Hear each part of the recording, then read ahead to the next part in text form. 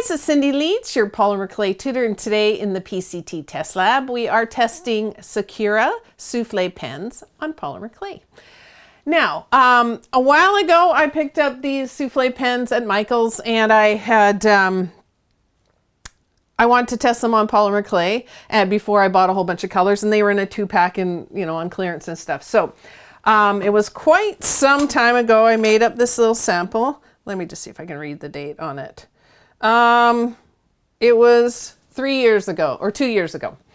Anyways, I wrote onto the polymer clay and I heat set it, and I wanted to see how it would do over time.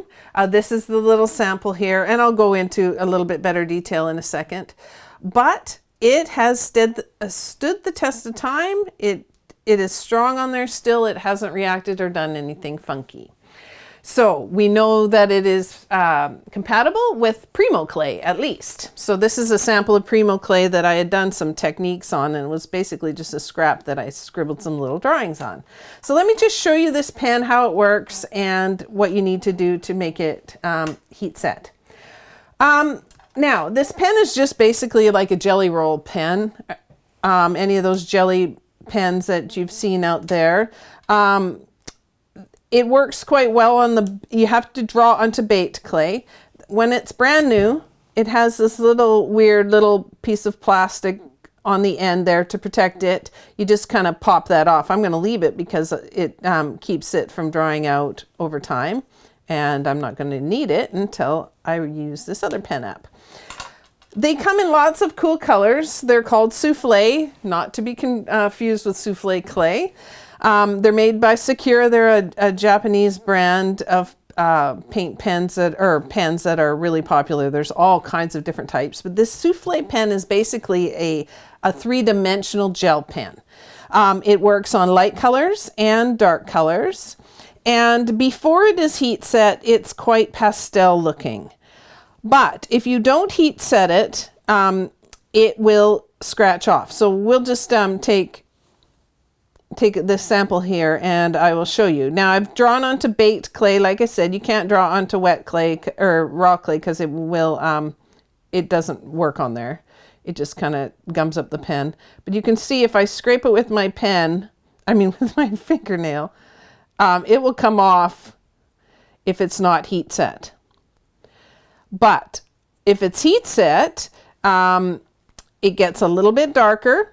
So it looks more like actually the color that the ink looks in here. Once you've heat set it, it gets darker, but it's on there really well. You can heat set a couple of different ways. What you can do is first you draw on a piece of clay. This is a baked scrap piece of clay. It happened to have some patterns on it that didn't work, so I can just draw over those. But it's easy to draw onto the clay. You have to kind of get it running. But then it starts running out. It's a little bit like drawing with water. It's pretty runny, but it kind of sits up on the surface. And it's easy to do whatever cool patterns that you want to draw on there. As it dries, it goes this kind of pastel color.